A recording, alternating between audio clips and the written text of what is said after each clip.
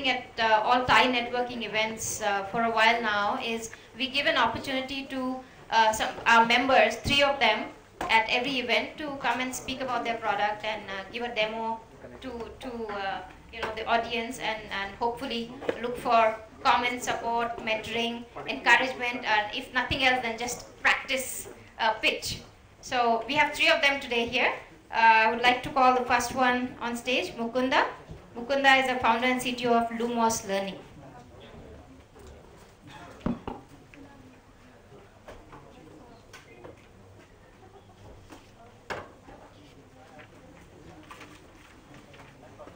Good evening.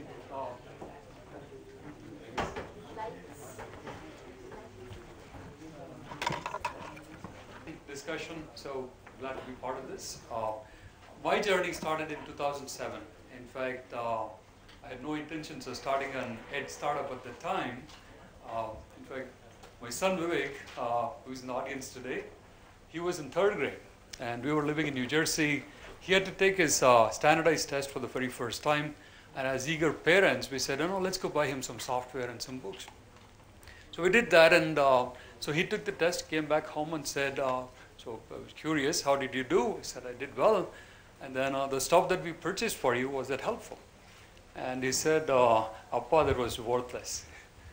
So after a little bit of research, and it so happened that a couple of weeks later, I was doing dinner with his teacher at one of the school events, and then we shared our frustration with the programs that we had bought.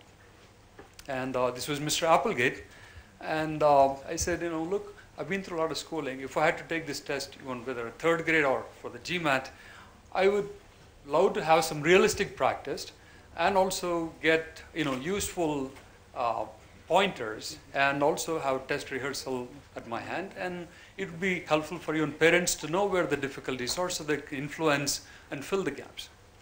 So that summer, Mr. Applegate worked for us for a short period of time and put together some practice tests. And we gave it away to folks in our community for free, and said, it's online. If you'd like to use it, please use it. So parents and teachers came back after the test and said this was very helpful. And the parents wanted more. So we kind of grew from 3rd grade math to a lot more. So what I'd like to do is quickly kind of walk you through what is the opportunity that we are going after, and tell you where we are today and our aspirations in this journey. Right? In the US, there is a very significant educational transformation that's happening, which is at the K-12 level. There is a transformation from state standards to what's called the Common Core state standards. So 45 of the 50 states have adopted this new curriculum standard. And in addition to the new curriculum, there are also new standardized tests that are driven by 2 consortiums called PARC and Smarter Balance. And we have 3 products. A product called Lumos Step Up, TED Books, and Lumos Quill, an authoring platform. I'm going to talk to you a little bit more in detail about this subsequently. We are today in 160 schools, 26 public libraries, and about 14,000 plus students in New Jersey have used our program. And what's the immediate opportunity this academic year? We look to expand into 3 more markets, New York, Florida, and Illinois. And subsequently, there is an opportunity to go into other Common Core adapted states. Some of the differentiating elements of what we do is, number one, we have innovated on a simple, physical, tangible book and combined anywhere learning to a book. And this is the TED book model. Second part is our content is very unique, authentic, created by teachers that are actually teaching in the US schools. And it's also an authoring platform that's very flexible and allows for publication of the content into multiple platforms. So if you do a good job, we would have created tremendous value for students that are using the program, the teachers, the communities, the libraries, and the schools. We have a great team.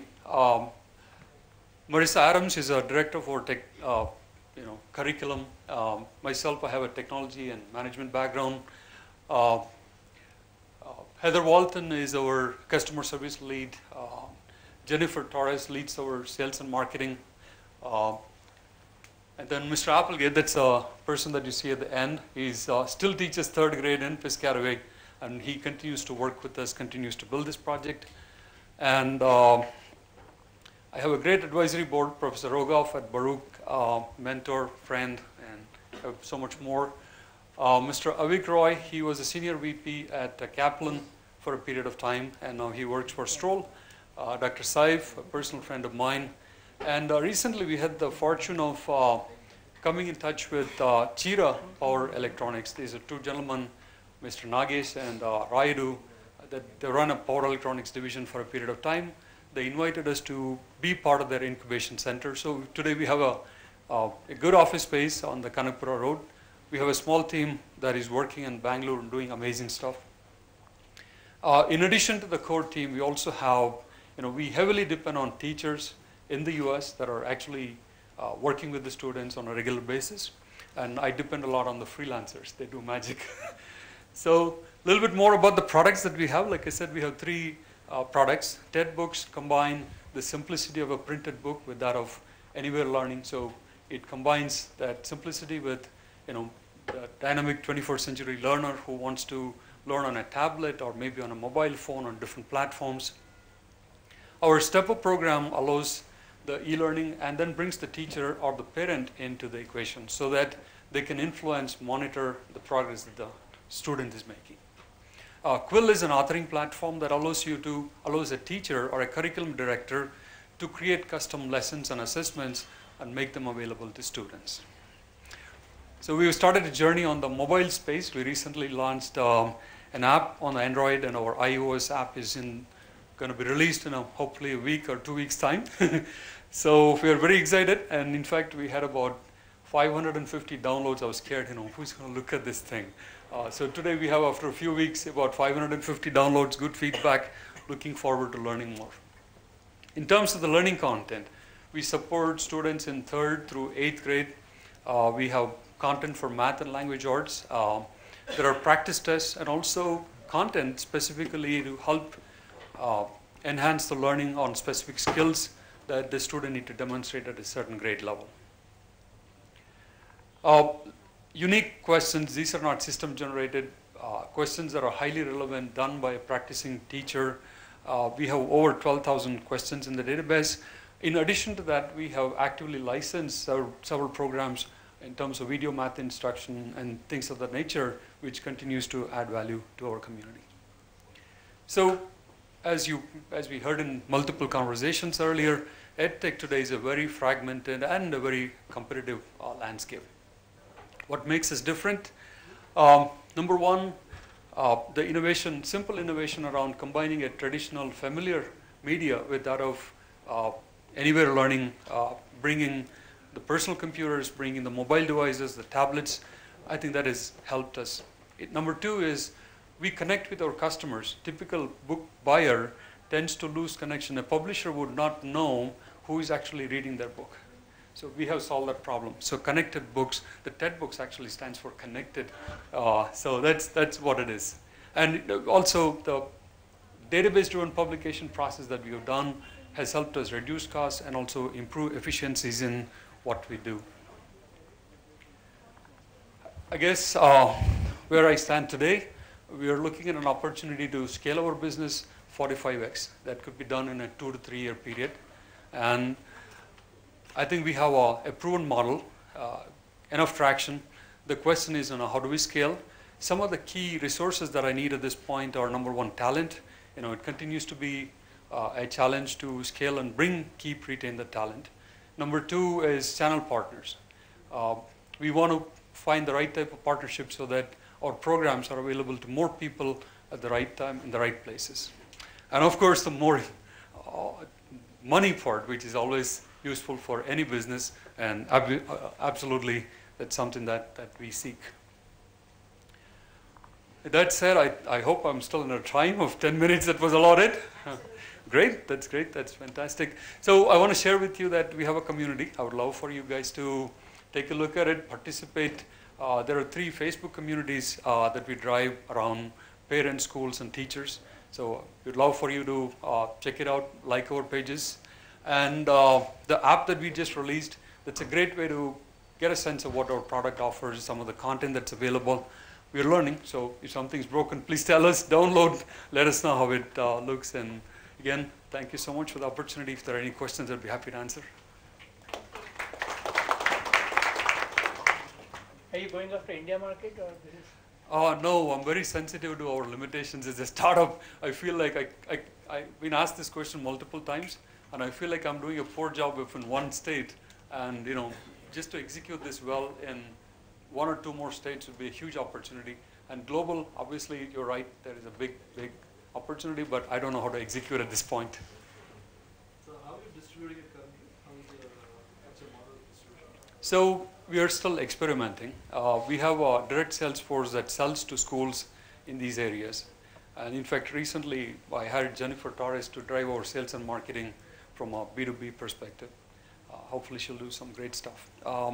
From a parent perspective, we are in channels like Amazon, Barnes & Noble, so the books are available. And we also sell on our website. So those are the primary channels.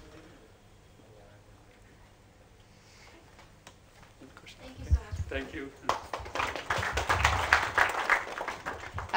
There are 2 founders of a company called LearnHive who are here today.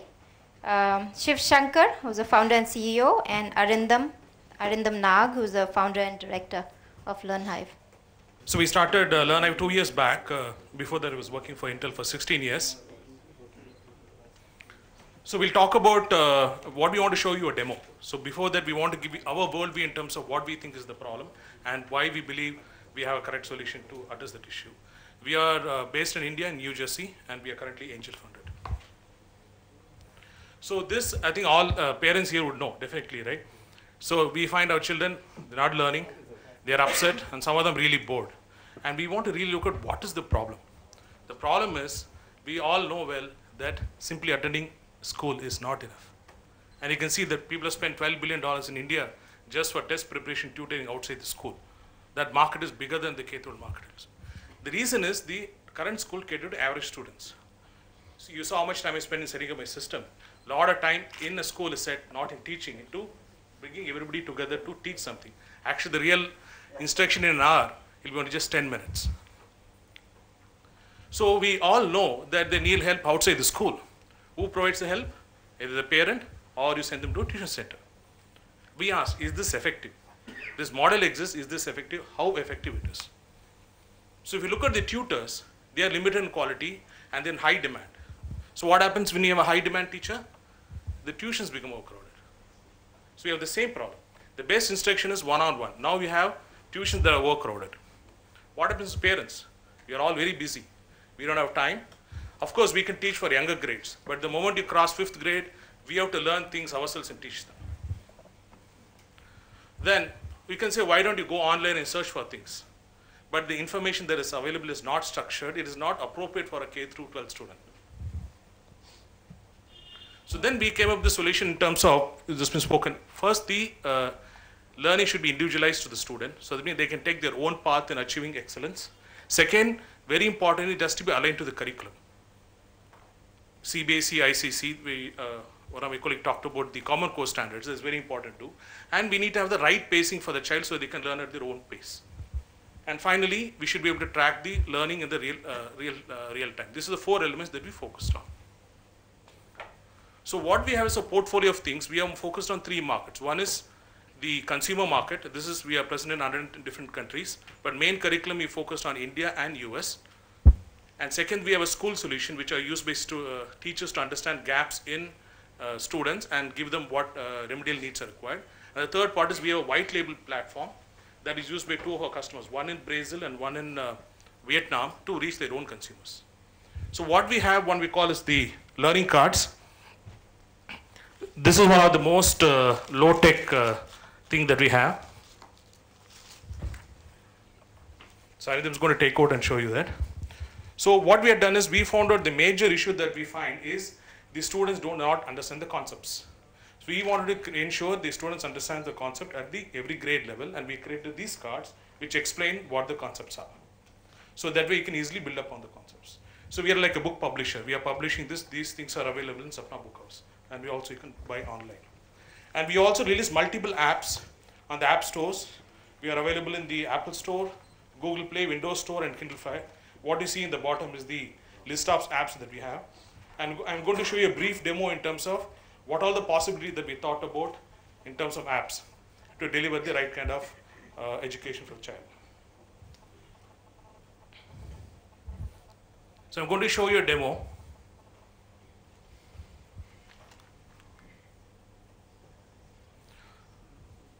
So the first part is that we focused on the very kindergarten and grade 1 level. So at this particular level, the kids are very, very familiar with the tablet and phone. You don't have to tell them, they'll be able to operate it very easily. So we focus in terms of first understanding how much they know already and provide a framework for learning, and 3 is so that they can reinforce what they learn through play. So if we go through the learn module,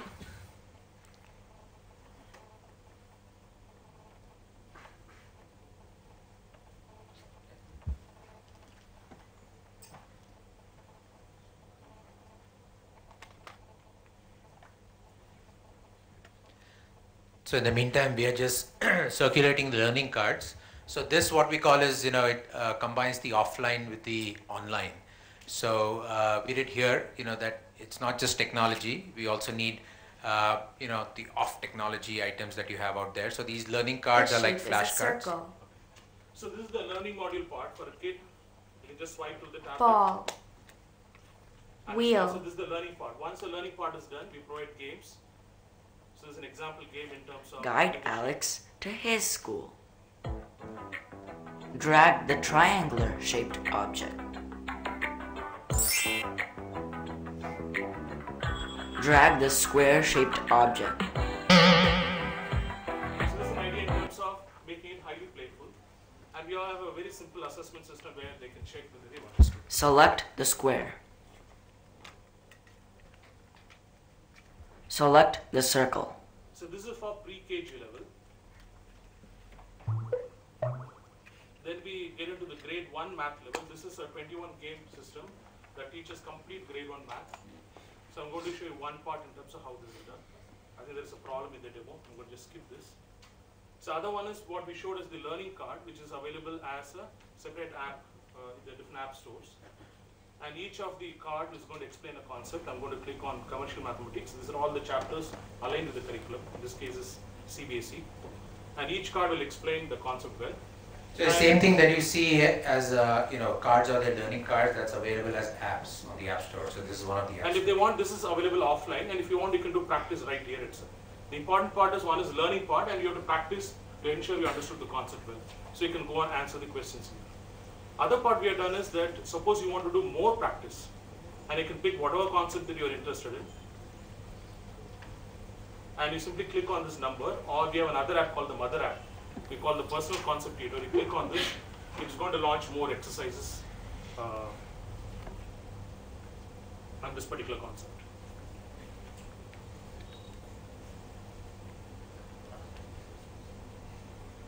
You are running into some simulator problems, so you have to restart the simulator.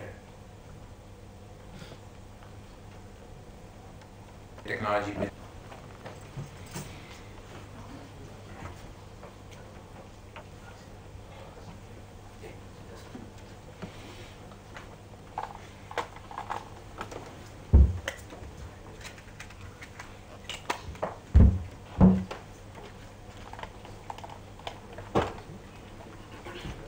Technology challenges.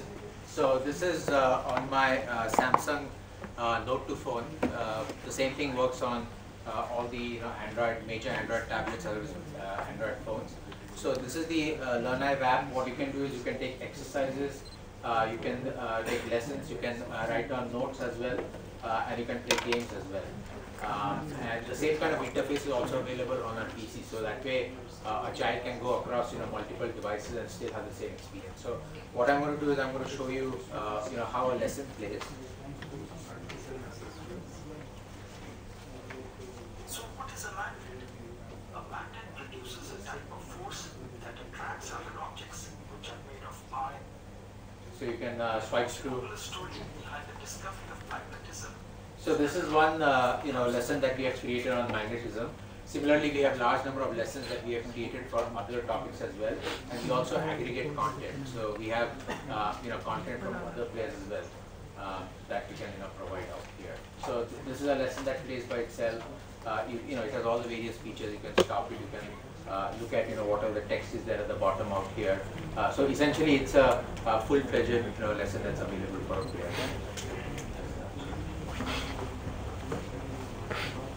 Okay, so you can actually go to our site, which is learnhype.com, and you can experience it either on the site itself, or you can go to the Play Store or Android Store or on Windows Store. Our goal is for our app to be available everywhere, wherever they need it, whatever form factor the user has, and they should also be able to move across various devices.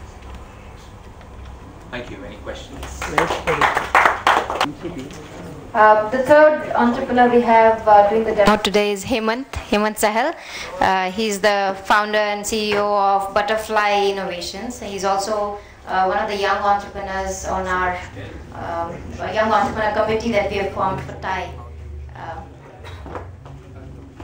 Thank you, Gayatri.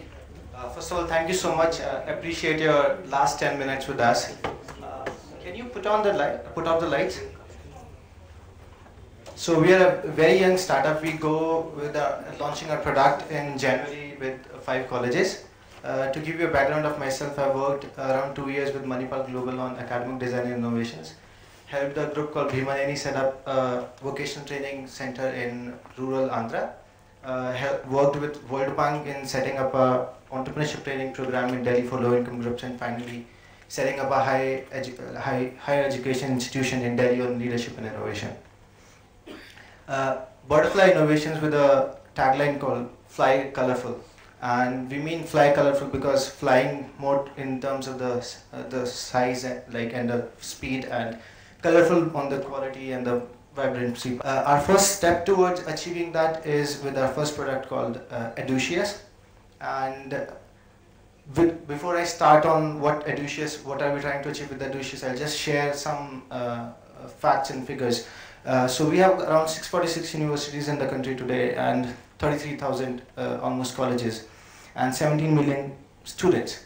And Government India says that we have got 16% GER, which is I think now close to 18% with the recent reports, and which is very, very low as compared to the global average. And they say that we are going to achieve 30%. And if we have to achieve 30%, we have to create almost 15 million more seats, which is almost double what we have. And the conundrum is, on the other hand, we see that with the existing seats we have are going vacant. So on one hand, we are saying, let us increase the number of seats so that we have higher GER. And on the other hand, we have existing seats which are going vacant. And one of the problems which lies at the core is that we do not have quality teachers. We do not have experts participating in our higher education ecosystem, which are driving the curriculum development and other things. So with this, we see an opportunity that in the learning, if we distribute the learning in 3 dimensions, there's attitude, there's knowledge, and skills. If we look, our higher education institutions are actually not doing a very poor job at the knowledge level in terms of teaching pure sciences. They actually teach pure sciences to some good level, as against, where they exactly fall fail is in attitude and skills. So we do not embrace colleges by setting up centers outside and asking students to come to us if they really want to get trained.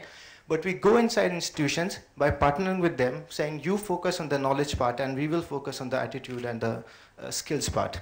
And how do we do it is we set up student centers lab that drive personalized, where student makes decisions on what to learn, how to learn, at what pace he wants to learn, and makes it very addictive. Addictive that I'm sure you have heard of the term gamification, that most of us who are very rational individuals and are experts and well known in our space, a lot of us play on our mobiles, on our computers, and while we know that it's actually going to waste our time, we are not going to achieve anything in the end, still we play every day, spend a lot of time. And the research shows the only reason is because it's addictive. And so we apply those principles in our learning as well.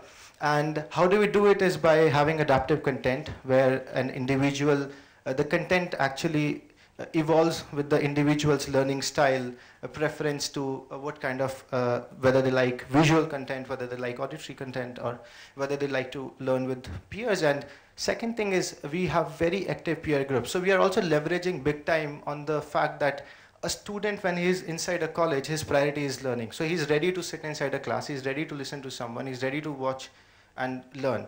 As soon as he's out of college, his priorities change a lot. So his priorities become going around with friends, watching TV, eating, and so many things. We're saying when he's already inside college, let's actually leverage that time and create an opportunity for him to learn. And then is the hands-on practice part. So we are very, very different from the MOOCs because we create active peer groups inside colleges, which can include juniors, seniors, faculty, and others. At the same time, there is hands-on practice which happens inside the laboratories.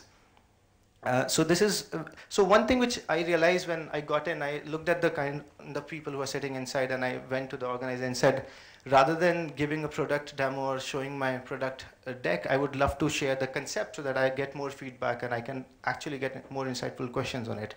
So I'll take you to the on what's going on in the back end on our product is, so we have a very simple 4-step process which would be taking place inside the laboratory. So we start with the orientation. One of the biggest gaps today is that if you see the number of people who enroll into all the MOOCs like Coursera or others, and the ones who actually complete is a very stark figure.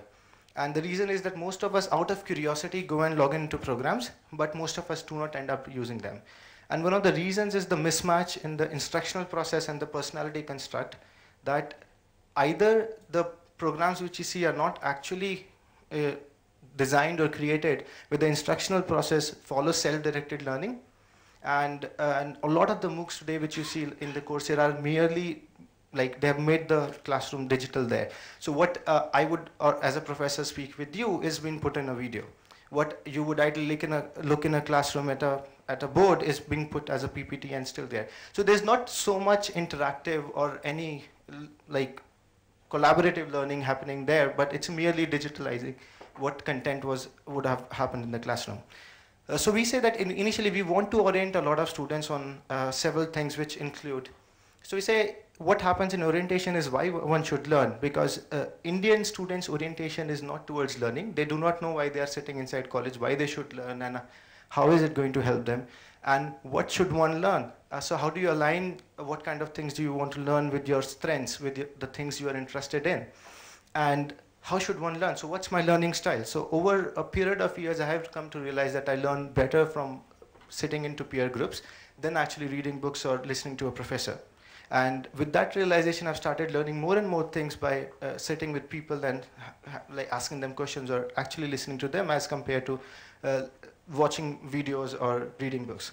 So once you have known that, yes, this is why you should be learning, and these are the things which you would want to learn because you're interested about them, or you see they're helping you in your professional career, and you have also had an understanding of what is my learning style. With that happening, we get into the foundation course, and orientation and foundation course is our strength as a startup. In the foundation course, we focus on 3 things: problem solving, teamwork, and leadership. We went around, talked to a lot of HR people from the companies, and they said that skill is not the most important thing. We look into the individual. And we see that in the interviews, the students actually are looking there and speaking to us. They are not ready to accept that they don't know something. They are not ready to say that, sorry, I don't know, but I would love to learn if you could teach me. He said, if you could get me a student who's a learner, who's ready to work in teams, who's ready to think about problems and try to solve them, I can very quickly teach him skills. Skills is not my first priority when I'm looking at the talent I want inside my companies. And so we said foundation is really very, very important, and we don't see any, even in MOOCs, not many are actually targeting the foundation level skills, or like at the knowledge level also in terms of teamwork, which can be further broken down into such small things. Finally, at the finishing level, we have specific application-based skills where students form groups, and groups could, as I shared, could be with your peers, it could be with seniors, it could be even with faculty members who are interested, and they work on hands-on real projects. So for example, there is a course on gamification, and students say, okay, I will go to my canteen, And I see the canteen processes that students, people go there, they take an order, they go to the counter, give the token, and then they wait for their dosa, idli, or whatever they have ordered, and then it comes, and then they go. So if they could apply a gamification to that process and demonstrate it in a real project, and come back and submit it as an assignment, that is the kind of learning we are looking to drive inside colleges with whatever courses we launch. And why it aligns with the collaboration and innovation piece here is the process we see. There's multiple collaboration happening in this model. The collaboration is that industry is actually, it's an open platform. Any industry or anybody who's looking for a particular skill goes out there, says, these are the kind of skills I'm looking at an individual. Then there is a course created. So course could be created by, so another challenges in the country is that there are not enough experts inside our colleges who can teach, but there is an abundance or plenty of experts outside the college environments who are not connected to the institutions. So many of you sitting here could actually are expert on so many different fields, and you could actually create wonderful programs if somebody came to you and say, would you be interested in creating a small course on whatever you think you are an expert in? And so the courses get created by anybody who comes and say, oh, there is an industrial need and I think I'm an expert on this particular thing and I would like to create a course around this. Or it could be existing players who have been trying to push their content or programs to colleges or to schools, saying, come up and say, okay, these are the needs, I have the content or I have a courses around it. I would like to push it through your centers or push it through your product into colleges. Comes the lab. The collaboration that happens in the lab is with the faculty. So faculties become our facilitators inside laboratory. So for each course or each program that's created, one faculty takes responsibility of driving inside colleges. And after that, the practical assessments, again, we collaborate with a lot of individual experts who come up to us and say, I'm ready to go to college for 1 day or 2 days and go and evaluate students on a particular course they have taken. So what we are doing in the whole process is we are building very simple, effective courses which are broken down into very small pieces, which are which students can take easily. Students can learn things, and these are shareable skills so that they can go out. And we are also building credibility with the practical assessments that industry is ready. So today nobody would hire anybody because he has taken a course on Coursera. Or nobody's going to hire anybody because he's taken a course on MIT edX. But tomorrow we want to build a credibility into the market that if somebody comes to you with saying, I've learned this particular thing in this laboratory, it's actually acceptable. And you believe that if he has gone through and this is the assessment, he has this is his score on the assessment, then I'm keen on actually exploring that individual into meeting. And finally, the piece on the career launch, which is the rewards. So we see that there are industry-based jobs that could be offered. There are entrepreneurial opportunities that what if an individual comes out with a wonderful project and there is a potential in that project and he may want to pursue it. And that's another connection. And then finally, the higher education space. So today, if you follow, a lot of stories have come up where school students took courses on MIT edX and they were preferred admissions in MIT because they took those courses and they got good, they did really well on the assignments provided. So we see if we could provide quality programs or courses here, they could even be considered by higher education institutions abroad, which a lot of students aspire to go and attend. And so that's third opportunity we see that could be provided to students with the. So finally, we go in January live with the product, testing it with 5 colleges, launching 5 courses, and collaborating with 5 companies who have shared some of their industry needs with us. And again, working with 5 startups who have shared their needs with us. And 5 experts who are building those courses for us. Thank you.